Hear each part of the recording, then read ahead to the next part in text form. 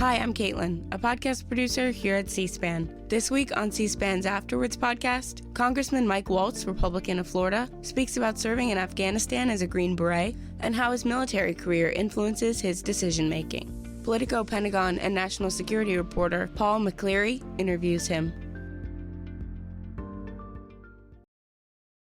With the upcoming presidential election this November, C-SPAN is once again providing middle and high school students across the country with a platform to tell us about the issues that are important to them and their generation.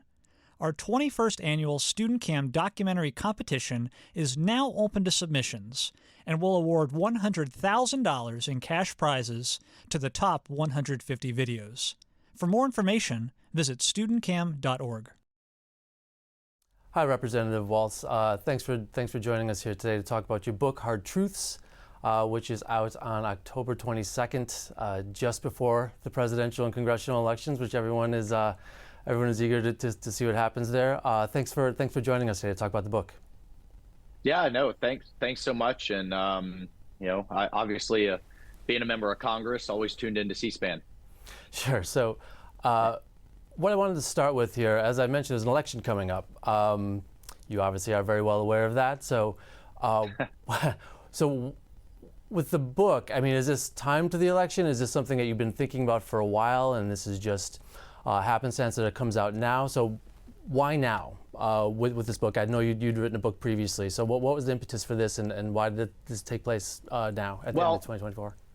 Look, more broadly speaking, I've been thinking about it for some time as I engage various high school groups, ROTC, and even kind of broader town hall type forums. I always get asked some basic questions, and in one high school group, one asked, like, what's the difference in Green Berets and U.S. Army Rangers and Navy SEALs? And then the follow-on question, once I explained that, was, well, that seems really unique. How do you apply any of that? How has that helped you in what you're doing now in Congress as a national security leader? And in my previous book, I had a very unique experience and warrior diplomat in that a lot of folks don't realize both the Navy SEALs and Green Berets have reserve units, which means you got to have a day job. My day job so happened to be in the Pentagon in the Bush administration, and then eventually in the White House in the Bush administration. So I had this unique kind of crazy experience of writing the strategy, briefing the president on the strategy. Then I would get mobilized with my reserve special operations unit and have to go do the strategy that you better make sure it's right when it's your butt on the line. And then the really interesting part would be coming back, taking the uniform off, putting the coat and tie back on, going back into the White House, and kind of speaking that truth to power. I speak to some of that in Hard Truths as well.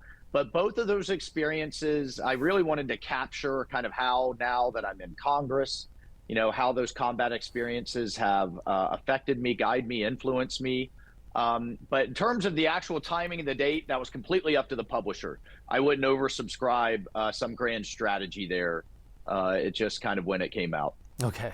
And the difference here between Green Berets and Delta or the SEALs, things like that, is profound, right? Green Berets can do the door kicking mission, they can do the point of contact stuff, but the mission is to, as you explain in the book very well, is to kind of embed with foreign troops, right? Especially in places like Africa, Middle East, and understand them, understand the culture, really work with them on their level while trying to bring them up to not to a Green Beret standard, but to a workable standard.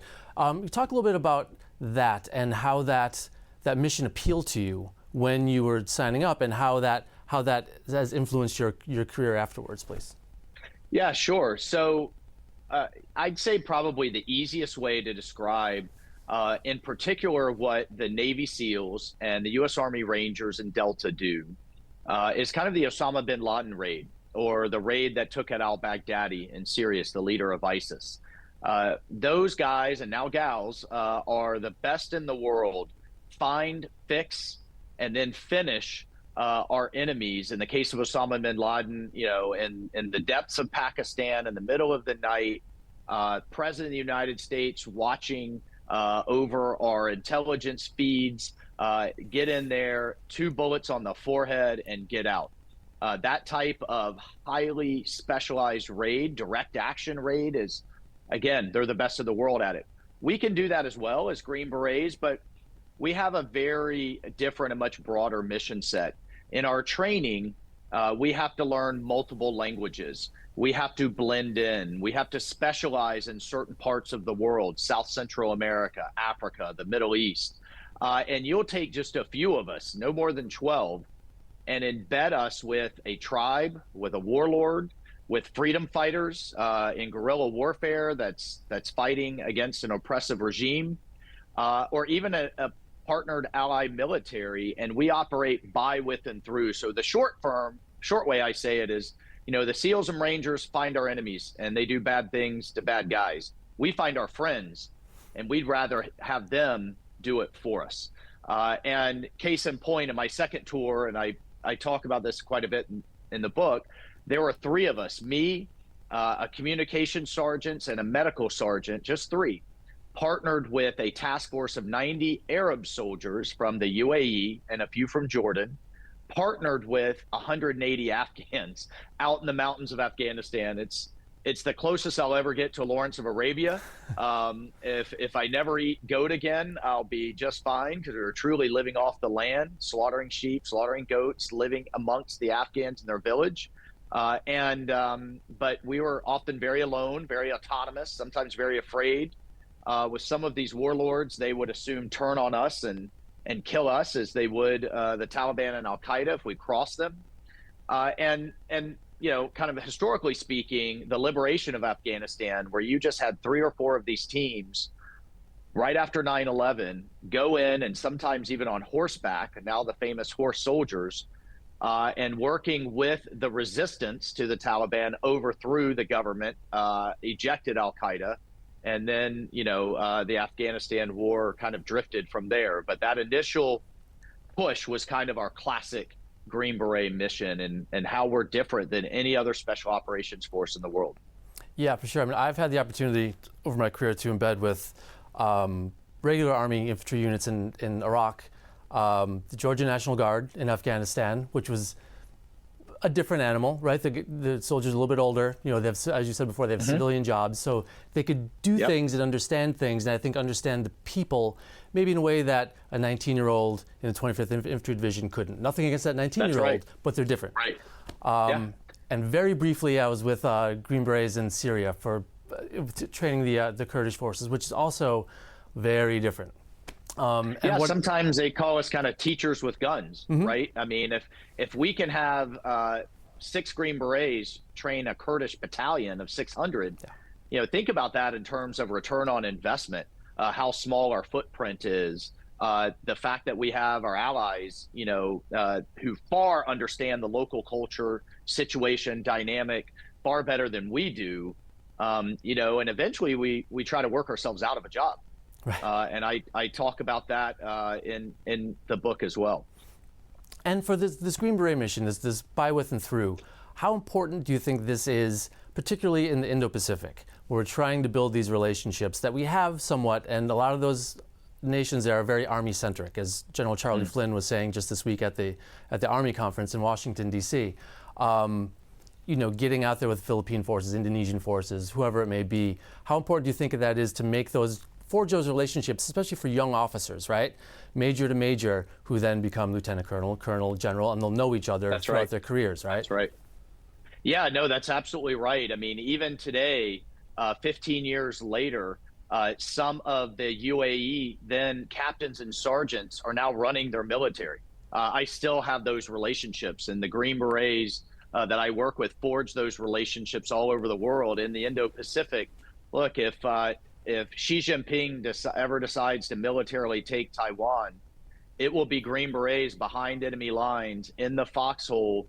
And it's not necessarily we're matching soldier to soldier, pulling triggers. It's we're facilitating the close air support, the communications networks, perhaps even the medical evacuation, those critical enablers that that often are lacking in lesser trained armies. They're often very good at pulling triggers and blowing things up. It's kind of pulling it all together from a command and control standpoint where our Green Berets can really have strategic value. And they can help kick in doors too, if need be. Another classic mission was in Colombia in the 1990s and planned Colombia, where just, again, a few dozen working by, with, and through the Colombian military not only help train them, but help guide them in their targeting and their strategy and their tactics, and defeated the FARC socialist narco-insurgency. Also took down the Medellin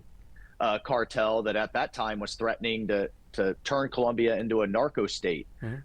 Those are kind of the classic Green Beret missions. And actually, I know it's controversial, but I think we should apply a number of those concepts when it comes to the Mexican cartels that are literally right now armed to the teeth, fighting the Mexican army, not the police, but the army, to a standstill, shooting down aircraft, denying the Mexican government up to 30% of Mexican territory, and of course, killing hundreds of thousands of Americans a year with fentanyl, drugs, human trafficking, and destabilizing our southern border. I'm not, as the media sometimes kind of portrays it, advocating for putting the Marines in Mexico City, but with just a very small footprint, you can bring in offensive cyber. You can start kind of jamming up their communications, their cash, putting them on their back foot, disrupting their operations.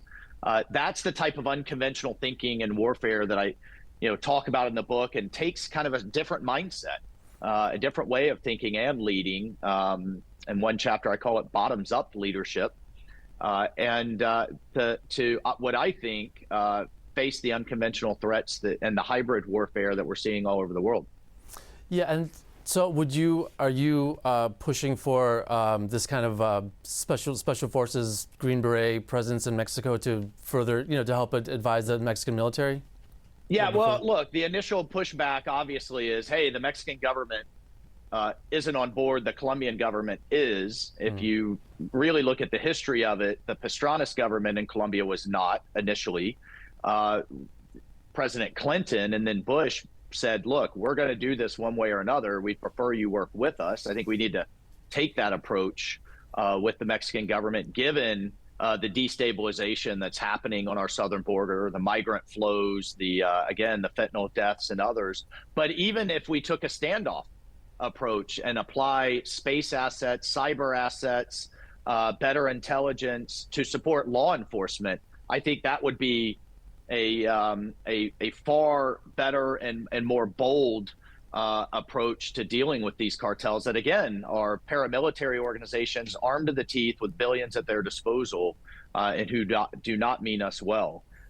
So I think there's obviously negotiation room, and should be, with what you have on the ground or what you don't, but it's applying those critical military assets that we should be doing. And to stick with Afghanistan for a minute, in the book you write quite a bit about an NCO that you work with, Afghan Sumar, who was killed. Yeah. Seemed like a hard charger. He got it. He looked out for his soldiers in a way that not every Afghan NCO or officer did. How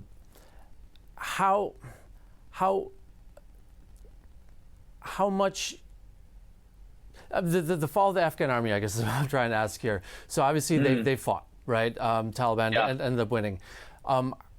How difficult was it to try to train the Afghan forces in order to be not the American military, that's not going to happen, but to be a competent military that could stand on its own? And how much did it hurt to lose guys like that who wanted that, right? They wanted a better life. Yeah. They wanted to fight, and they're willing to do it and understood how to do it.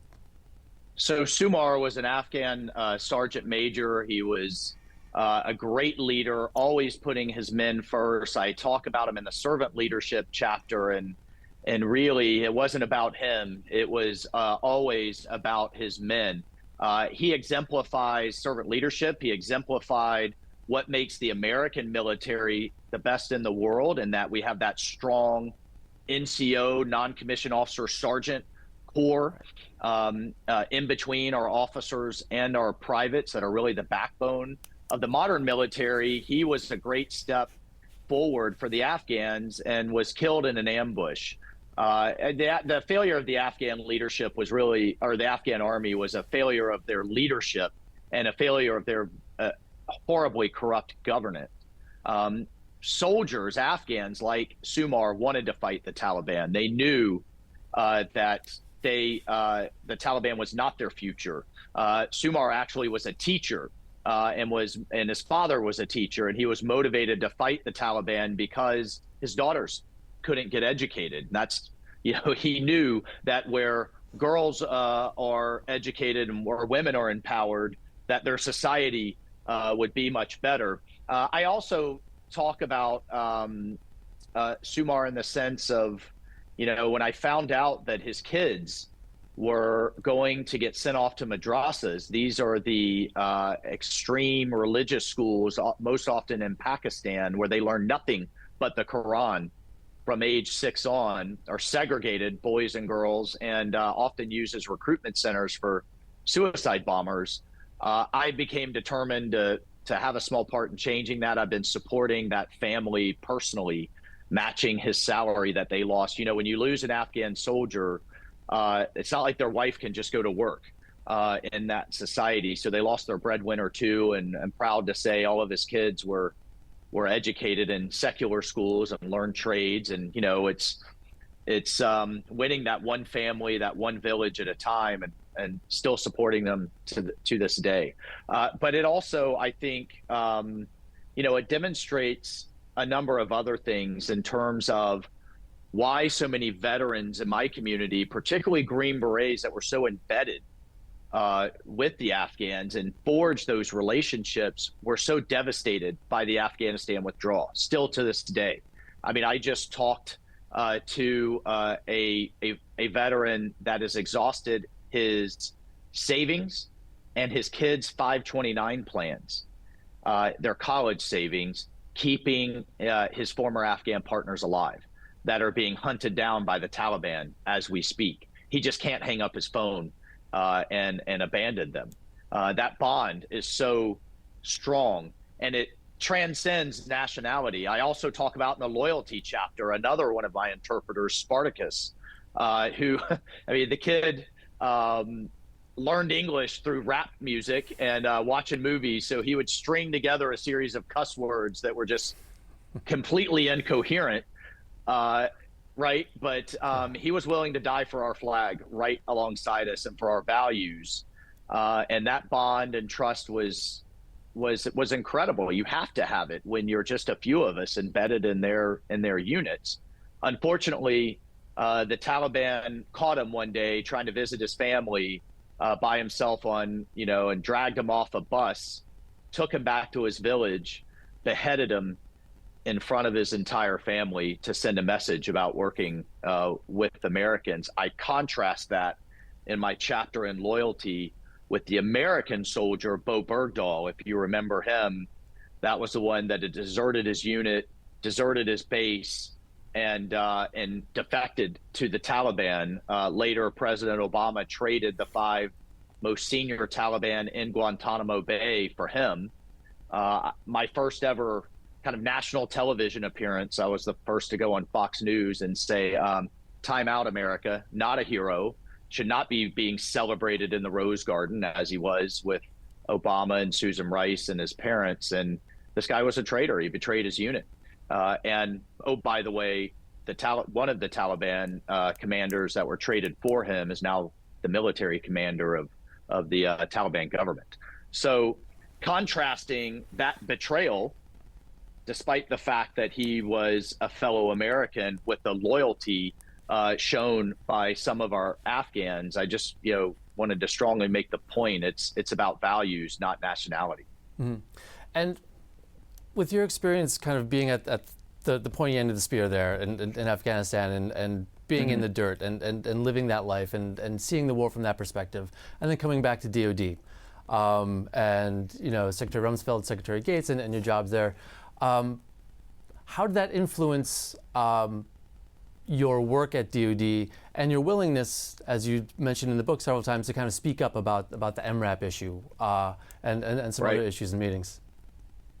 Well, so for example, I saw, with the MRAP, which was the mine-resistant vehicle, the V-hold, that when an IED came up underneath, it deflected the blast. The the soldiers inside were usually injured pretty badly, but it saved their lives. And so I thought it was incredibly well intended. I thought Secretary Gates was a fantastic Secretary of Defense, but he was essentially mandating the use of this vehicle, again, with well intended to save lives. Well, I tell stories about, whole areas of Afghanistan that we couldn't go. We couldn't engage the populace. We couldn't get after the Taliban because this heavy 20-ton MRAP would literally collapse the roads and the bridges in these remote villages. But yet it was this kind of dictum from on high. And as I talk about bottoms-up leadership, you have to listen to those closest to the issue, whether it's the sale in a business or the villages and understanding the road networks wouldn't support these vehicles out in Afghanistan. In another case, I'm sitting, back in Washington, in the White House briefing room as one of my tours, and I see that the general in charge of training all the Afghan soldiers out there, and he comes up on the screen and he kind of smacks the table. Mr. President, we're going to have the Afghan army ready to fight on its own in 18 months, and here's my plan to get it there. And I'm shaking my head. I'm kind of a backbencher. The Afghan army was 60 to 70% illiterate. We had trouble helping them fire artillery because they literally couldn't count. I knew that this was going to take decades of engagement. That doesn't mean we have 200,000 troops on the ground. But again, back to the kind of Green Beret method, you can have a few hundred and by, with, and through them, but it takes time. And by the way, this was back in 2007 when this general was saying it would be done in 18 months. And it also coincided with his term in command that, darn it, he was gonna show success. So, when I'm talking to the vice president afterwards, I said, boss, that is just completely unrealistic. They didn't want to hear it. It wasn't a popular thing to say. I wasn't invited to a few meetings after that, but that's the speaking truth to power. And then historically, just very quickly, because I think it was one of those seminal moments in history where George C. Marshall in 1938, Franklin Delano Roosevelt was determined to cut the defense budget. They were trying to come out of the recession. He had his, all of his social programs that he was pushing out in the country and trying to pay for. FDR had a hot temper. He was known to fire generals and people on the spot. And George C. Marshall, as the chief of staff of the Army, stood up to FDR. He didn't think it was going to go so well, but actually FDR invited him back the next day, and they had a long talk. Not only did he not cut the defense budget, he put in an increase for it. Very controversial at the time, but I think set the stage for us to be successful in World War II. So those truth to power moments are, you got to be ready for them when they come, and you have to have, I think, the moral fortitude and the, frankly, lack of concern for how it goes for your career to speak truth to power. Yeah, I was in many of those Pentagon briefings and press conferences, and I think there was a succession of generals who would say the next 6 months are critical and we can get the Afghan forces to where we need them to be. And there's every couple of months they come out and say the same thing, right? And it's but in contrast, right, people say, well, God, that's an impossible task. Well, I point out that we have had troops working alongside the South Korean army for the better part of 70 years. And in the 1950s, South Korea had no military, no police force. I mean, they were literally devastated, no government to speak of by Japanese occupation. They had a higher illiteracy rate than the Afghans did, and through sustained engagement over time. Look, I'm not talking nation building or anything along those lines, but small levels of high payoff engagement, and that's that Green Beret mindset. I mean, heck, we've been engaged with the Colombians for 40 years, with the Filipinos for 100. And so that's, American leadership around the world does not mean we have to have 10 divisions sitting on the ground. Right. And so how are these experiences in DoD and in Afghanistan helping to try to build this force, and then seeing the policy side on the other side? How is it influence how you're looking at Ukraine, right? I mean, we're training Ukrainians in Germany and Hohenfels and Grafenwehr and things like that. Not in Ukraine. We're supplying them, obviously, and I know you've supported the aid for Ukraine, but you've also said this can't be a blank check forever. Right. So what's the path here, do you think, for U.S. policy in supporting the Ukrainians? Well, I'll point out, and I don't mean this to sound as partisan as it probably will, but it's just a fact that the Obama administration did not provide lethal aid. President Trump did, and it was Green Berets that were working with the Ukrainians after the first invasion in 2014, all the way up until 2022. And thankfully, they did have those javelins and at least a few Stingers, and the Green Berets there training them, and actually the Florida National Guard right before the invasion. I write about my visit to them in the book. Look, I think that's been a series of policy failures. If you're going to engage, you do it to win.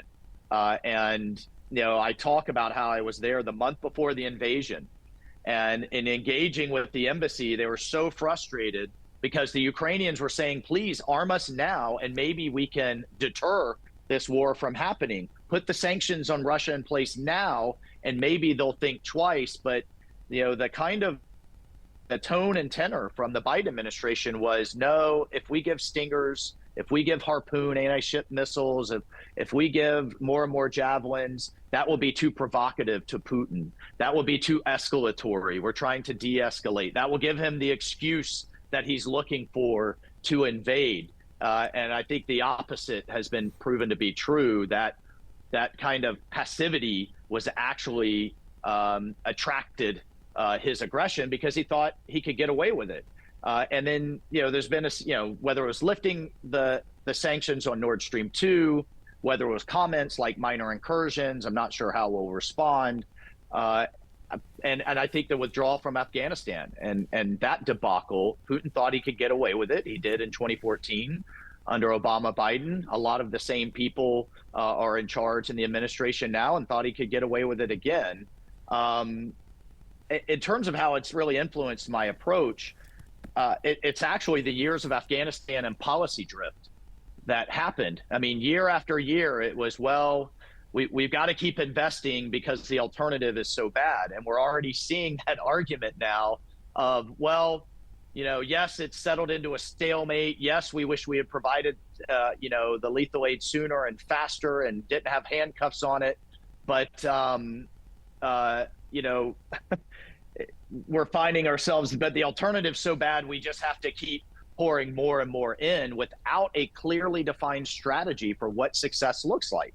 And if we say eventually we're going to end up in a diplomatic, some type of negotiation, probably, because expelling every single Russian from every inch of Ukraine, including Crimea, is probably not realistic, then let's articulate that now, at least behind closed doors. And my frustration in Congress has been there's been an absolute refusal to do that. It's just sign over a blank check or you're somehow pro-Russian. And that's just a ridiculous false choice.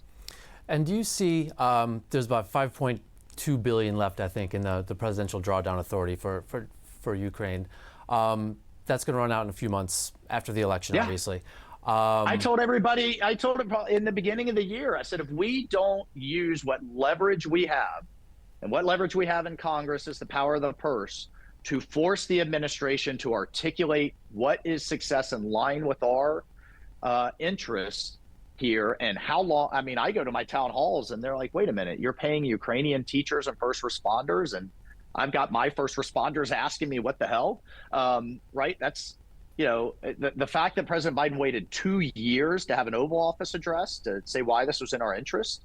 I'm glad you pointed that out. I told them, earlier this year, they're going to run out by the end of this year, and we're going to be having, darn it, the same debate, billions of dollars later.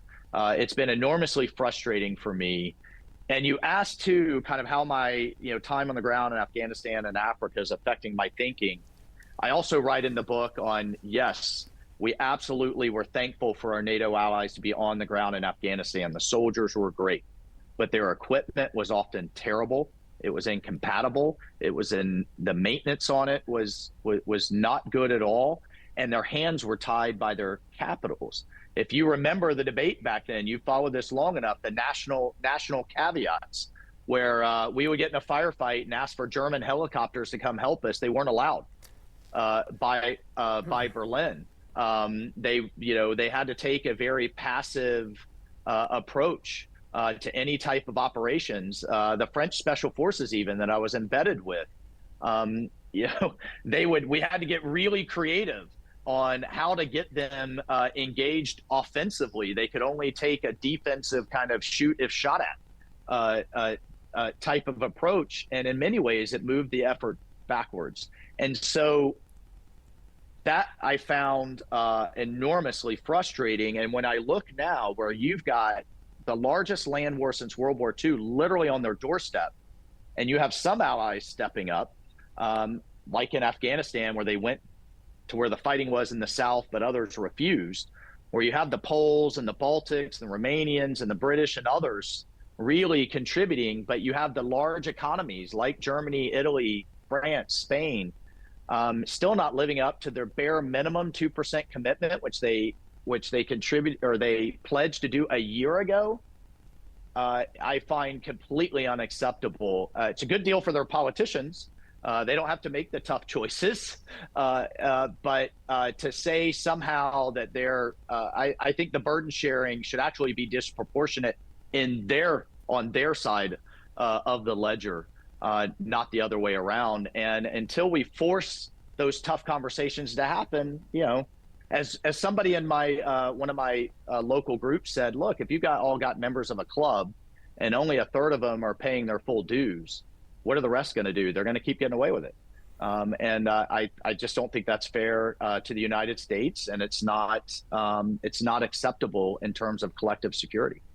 Yeah, I mean, you have Poland, who's pushing 5% GDP on defense, and then Canada, who's about 1.2, I think, and they have some vague plans to get there. Or France, that has an economy France has an economy 4 times the size of Poland's, and yet is contributing a fourth. Or even, if you really want to get into the weeds on this, some of the things they are contributing. I mean, Reuters had an article on a tranche of German tanks that the Germans provided the Ukrainians, and as desperate as the Ukrainians are, they gave them back. They said these things are in such bad shape, it'll cost us more to fix them than to use them.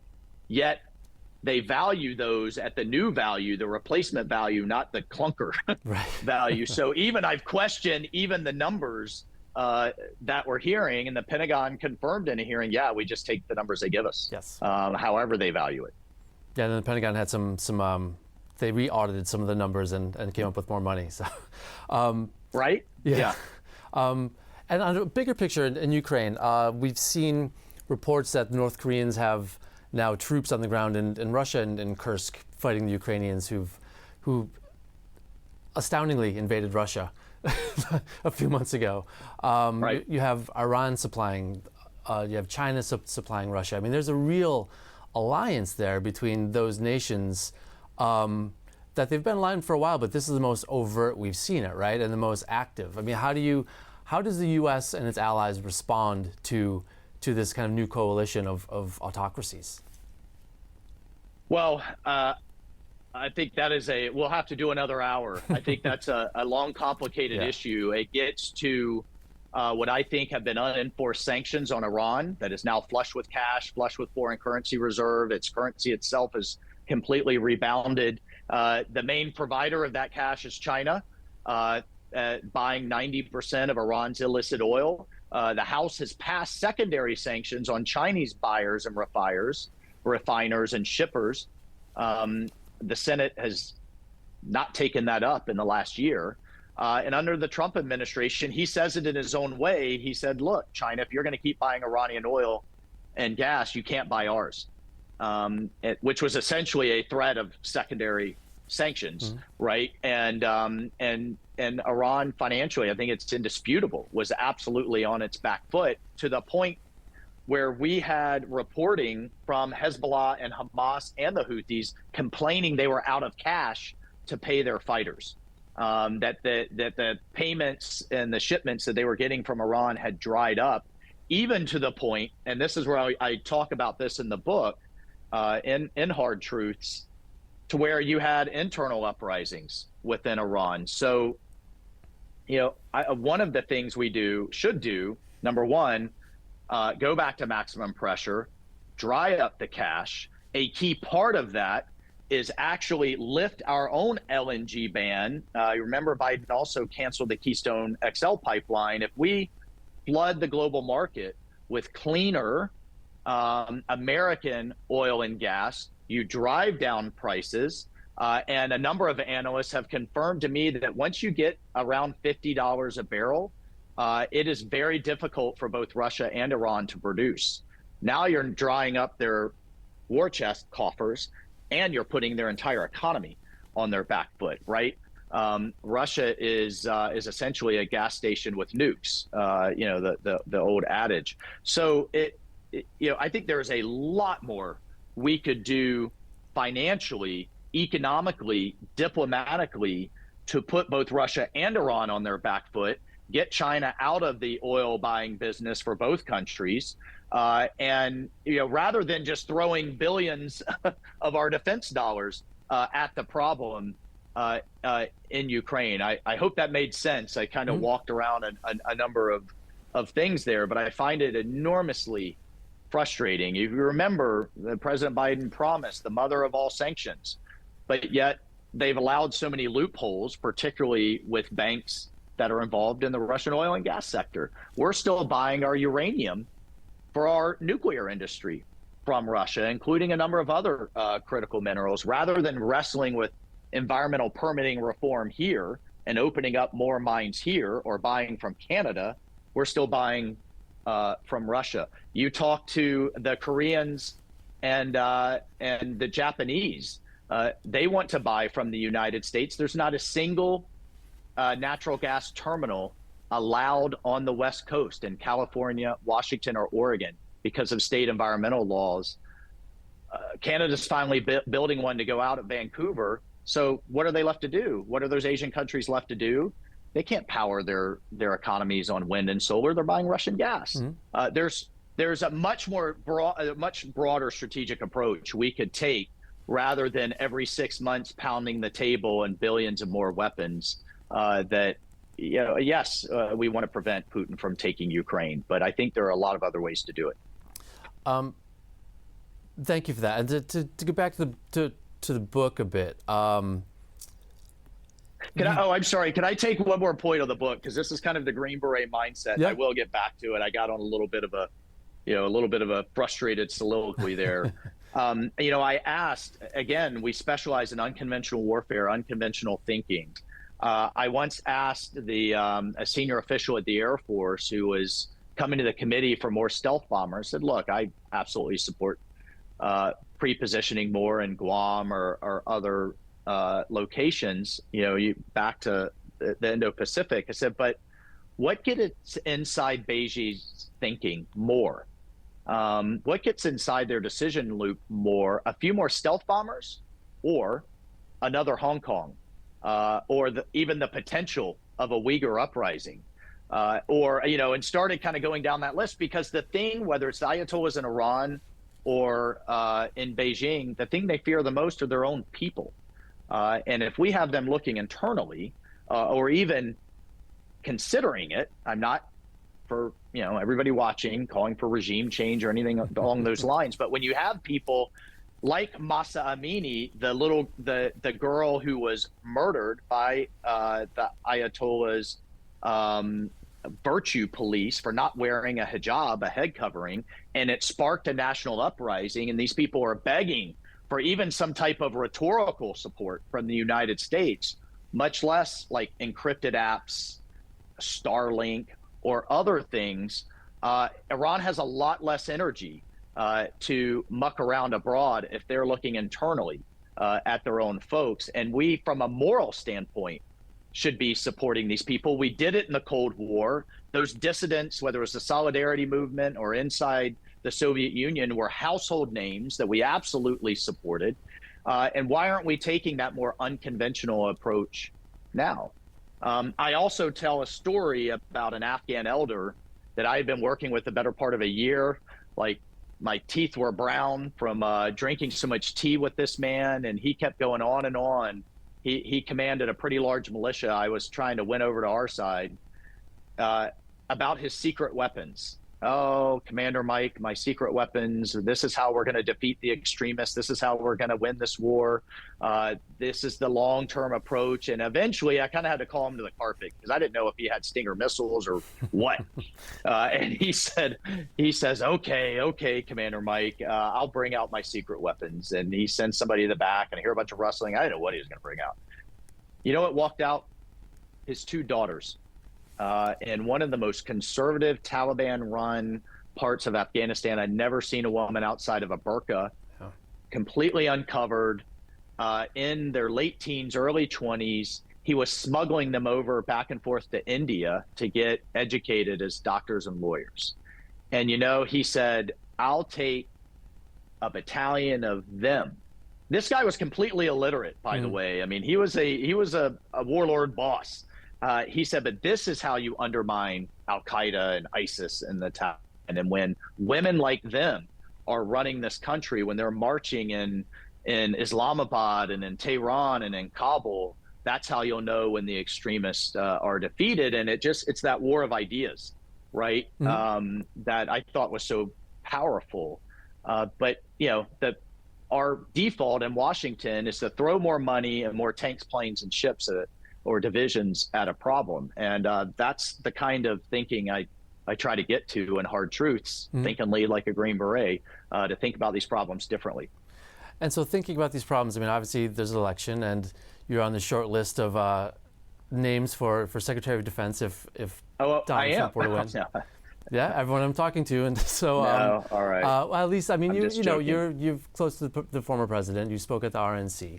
Obviously in the book you mentioned that you had multiple meetings with him, and you shared your advice with him, and he took some of your advice and listened to you. So under a Trump administration, if you're in the administration or not, what would be some of the major shifts that you don't have to go all the way around the world, but what would be some of the big things that you would suggest or push for that could get at some of this maybe public diplomacy, or as you said, like Starlinks in Iran, things like that? What could or should the United States do in the near term? Well, number one, I'll just tell you in the engagement with him, there's this narrative out there that, he's stubborn and obstinate and, always knows kind of the right answer his way or the highway. All of my experiences with him have been complete opposite, constantly asking questions, constantly seeking input. What do you think about this? What do you think about that? The frustration, you talk to someone in his administration, they think he's made up his mind, and then he talks to somebody else again and changes it. So he really does kind of espouse one of the attributes I talk about, that bottoms up leadership and constantly seeking input and ideas.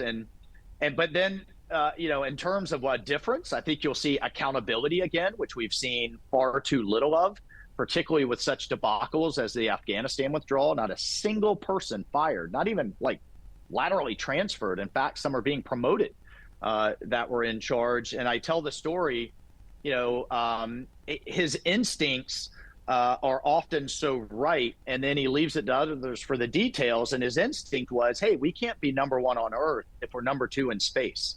And once he was really briefed on what the Chinese and Russians are doing up there to militarize space and to be able to take out our entire economy, which is dependent on space, much less the military's ability to operate around the world, GPS, global communications, and what have you, he said, well, we need our own force to defend it, the Space Force.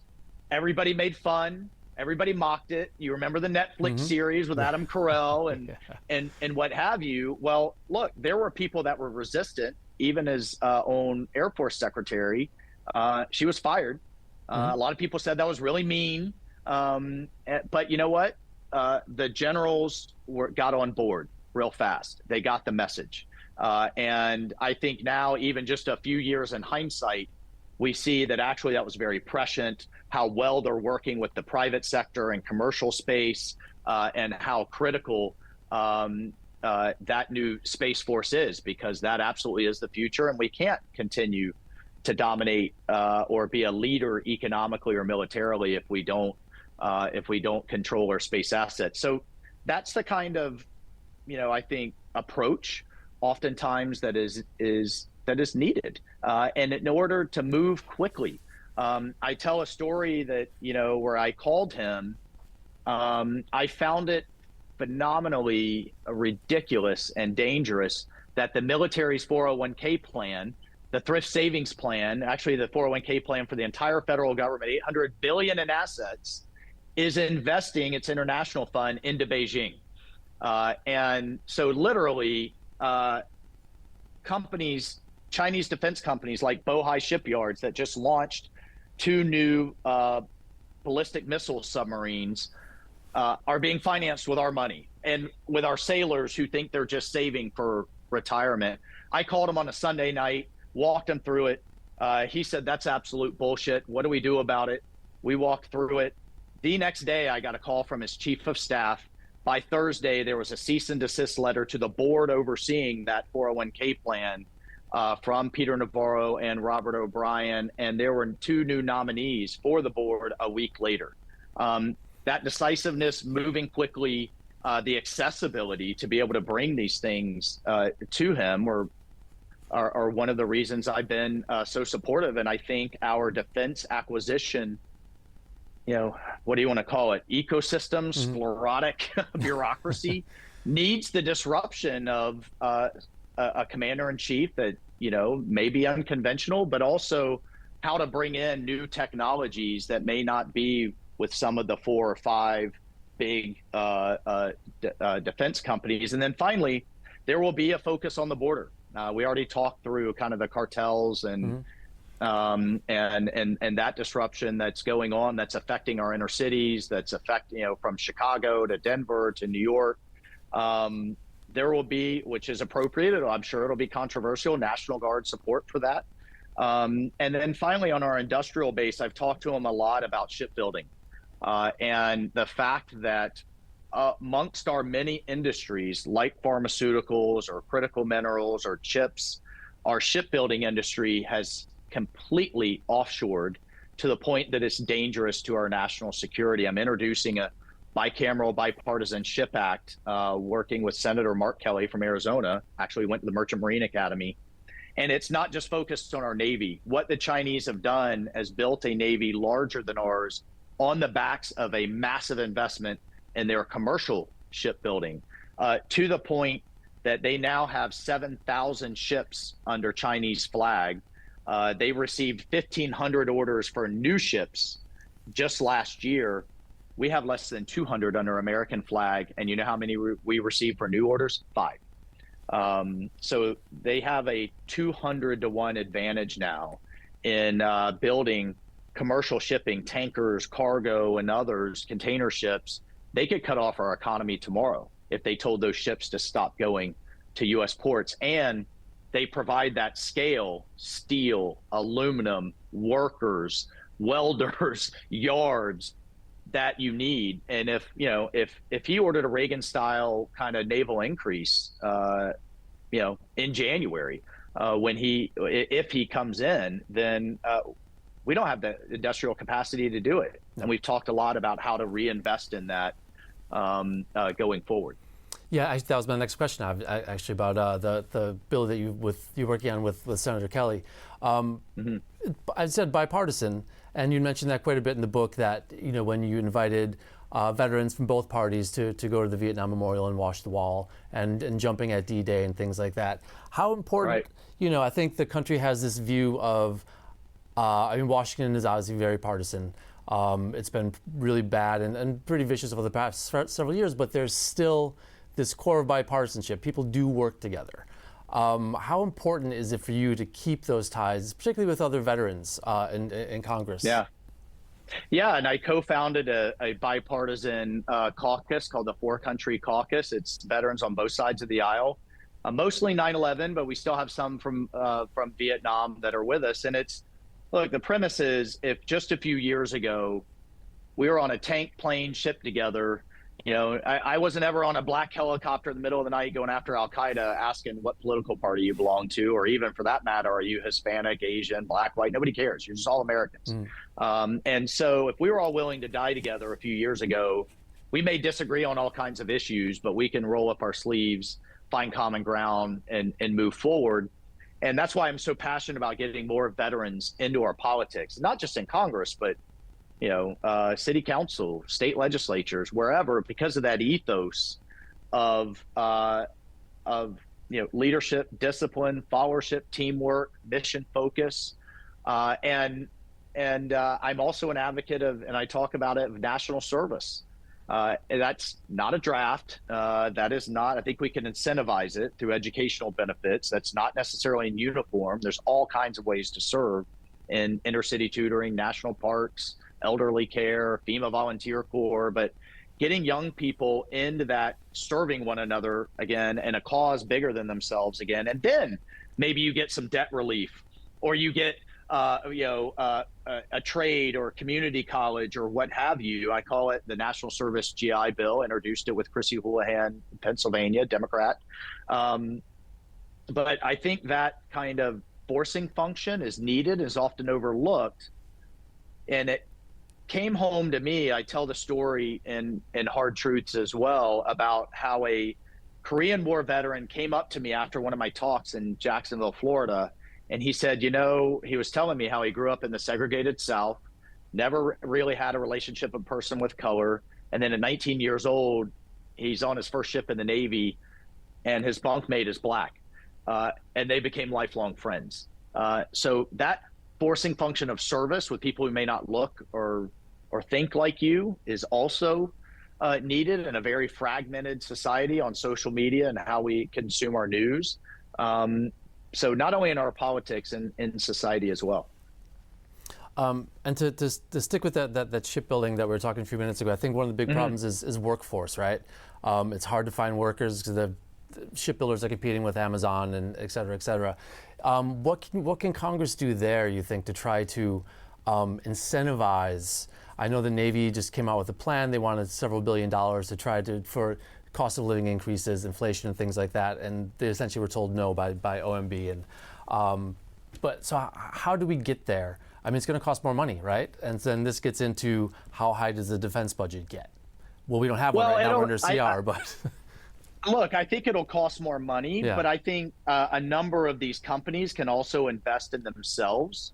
If you look at the investments in SpaceX has made, for example, off of its own books, it didn't come to Congress and say, you have to give me a multi-billion-dollar plug. In fact, the rockets it's even building. And I think that's, you said, how are things different? If you look at, for example, what Anduril, Palmer Luckey company, his company's doing, how SpaceX approached things, they built great products that said, here's, and we want to sell them to you, rather than you pay me to develop a product to a requirement over the next 10 years. Very different incentives, right? And it's kind of the old adage from Henry Ford. He said, look, if I had gone to an engineer in 1904 and said, make me a better horse and buggy carriage, they would have made the carriage lighter and the horses stronger somehow, right? Rather than that next evolution and that next leap. So again, our requirements process has to be, what's the capability we're trying to achieve, not a thing that we're trying to tweak, and then let industry build to that. In terms of workforce, I think that's good. That's a broader societal issue. It's, to be considered successful in your family, I don't think it means having a 4-year Ivy League degree that probably doesn't prepare you necessarily for the workforce. And really get to taking a hard look at European-style apprenticeships, investing in, I had a major defense contractor that was looking for some help on some things. I said, sure, but I'd like to see your CEO at my STEM elementary school. And start identifying these kids in this workforce early, inspire them. I had astronauts going there. I have the leader of the Space Force going there, and it's now turned into a feeder to Embry-Riddle Aeronautical University, which has a space incubator for new companies. It's all the way through that kind of human value chain, from elementary school where they were building robots in the 2nd grade to a space incubator where they're looking at putting additive 3D manufacturing in space. It kind of solves your physics problem of having to launch all your gear up there, right? And so I think Congress's role, I like to look at incentives rather than throwing money at a problem, because incentives drive different behaviors than, a big bucket of money for companies to dip into. Mm-hmm. And do you, in order to do this, we need a federal budget first, which we don't have, right? There's a CR. Every year we have a CR. What's the way out of this? Now you're going to beat me up for CRs. Yeah, I know. It's frustrating as hell. I'm pounding the table. I get beat up politically. I vote against them because they're so bad for the military. But then there's always something in there that, I'll get beat up by the other side. I can't believe he voted against that, or to shut down the government or what have you. I think until we toe the line on the CRs and force everybody to do their job, it's been a huge frustration of mine. And whenever I get asked in groups, what are some of your bigger frustrations in Congress? That's one of them. Yeah. Right. But I think that's really going to be a leadership issue, to say enough is enough. And I'm certainly doing what I can with my voting card. Okay. And then we're going to have to wrap in a few minutes here, but wanted to get to one contentious issue before we end here. In Bob Woodward's new book, he quotes Mark Milley, former chairman of Joint Chiefs, of calling Donald Trump a fascist. And then Woodward went on TV, I think yesterday, and said that Mattis agrees. So I just wanted your response to those comments from a retired four-star general, which is unprecedented. Since maybe someone like Eisenhower, right, in the 50s. So just your response, and are you concerned about the politicalization of the military? Yeah, I am, and I don't think Mark Milley's comments are helping the situation, because he was not elected. President Trump was. And as someone who puts my name on the ballot and goes through that vetting every other year, essentially what you're doing is calling the 70 million, 80 million people that voted for him, somehow they got duped or they're stupid. Rather than looking at, he is a more of a symptom of some things that we have seen over the years in terms of wages that have been flat, a forgotten middle class in middle America, in places like Ohio, where manufacturing left and the void was filled with opioids and fentanyl, whole areas of Appalachia.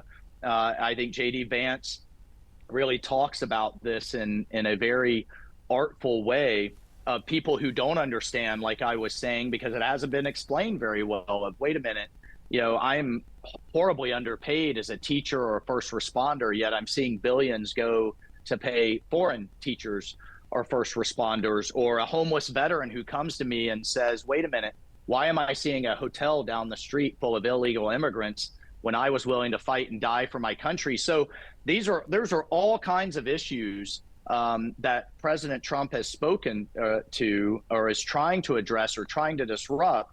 And when I look at what he actually got done, set the rhetoric aside, whether it was justice reform that Democrats have been asking for decades, VA reform, the VA Mission Act, Veterans Choice, that veterans have been asking for decades, none of those got done. Once in a generation tax reform, securing our border, dealing with the same Mexican government that was there, that Biden was dealing with in terms of remain in Mexico and getting their National Guard on their southern border, the Abraham Accords. We had ISIS largely defeated, Iran broke, and peace deals on the White House lawn, the pivot to China, which he undeniably was the first to do, and on and on. So when I think about, and I already talked about the Space Force and other things that were disruptive, and in my mind, the kind of the false narrative that was tested in this most recent Republican primary is, well, we like these America First, we like these policies, USMCA, new NAFTA, all of these deals that he got done, or even minority opportunity zones that he also got done, but we don't like the leader. Well, that's, in my mind, like saying, okay, we want SpaceX, but we don't like Elon. We like Apple and everything that they did, but we don't like Steve Jobs. Well, oftentimes disruptors aren't the nicest of guys. And I think you get someone who is willing, and as a businessman has the capability to disrupt the same old in Washington, D.C. that a lot of Americans feel like is not serving them well. Representative Mike Waltz. And by the way, can I just speak one more thing to General Mattis? I deeply respect his service, but I will tell you, I will never vote for a general as a former general as Secretary of Defense. Before him and now Lloyd Austin, we hadn't done it in many decades, going back to World War II and George C. Marshall. And, I just don't think we need another general overseeing other generals.